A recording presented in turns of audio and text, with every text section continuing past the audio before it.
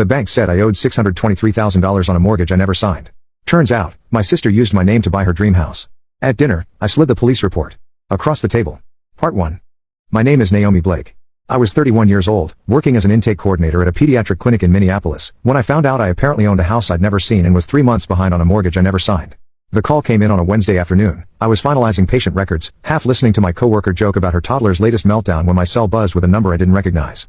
Normally, I would have let it go to voicemail, but something about it just didn't feel like spam. I stepped into the hallway and answered. Miss Blake, this is Nathan from North Lakes Credit Union. I'm calling regarding your past due mortgage on the Highland property. You're 3 months delinquent. I'm sorry, I said, blinking hard. What mortgage? He repeated the amount, $623,000. For a second, I couldn't speak. I lived in a rented one-bedroom near Hennepin Avenue. I had no savings for a down payment, no cosigner, no delusions about homeownership in this economy. This had to be a scam. But then he read the address, Highland Avenue. The name didn't click until it did. My sister, Alyssa, and her husband, Gavin, had moved into a gorgeous craftsman home on Highland just a few months ago. I'd visited once, we'd eaten mousse cake on the patio, and suddenly my body went cold. I ended the call as politely as I could and locked myself in the staff restroom. I pulled up my credit report with trembling fingers. The account was there, my name, my social security number, my address, updated to their house. In that moment, I didn't cry, I didn't scream, and I didn't call my sister. I just stared at my reflection in the mirror, watching my own face shift slowly from confusion to realization.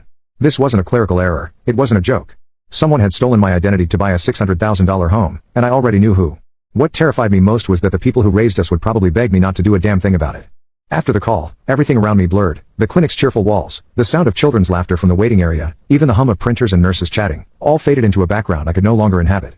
I finished the day on autopilot, smiling when necessary, nodding when prompted, but inside, something had cracked. That evening, back in my apartment, I sat on my worn-down green couch and stared at the ivy spilling over my windowsill. I'd raised those plants from clippings, revived them through Minnesota winters, talked to them on long nights after hard days. My little home wasn't glamorous, but it was mine, uncomplicated, honest, just like how I'd lived. I'd never had much interest in keeping up with anyone, not even Alyssa. She was 3 years older, and from the time we were kids, she was the one with the spotlight, homecoming queen, real estate license by 22, husband with a finance degree, luxury SUV, curated Instagram. And me? I processed new patient intakes and scheduled surgeries. I owned one pair of heels and used my PTO for dentist appointments.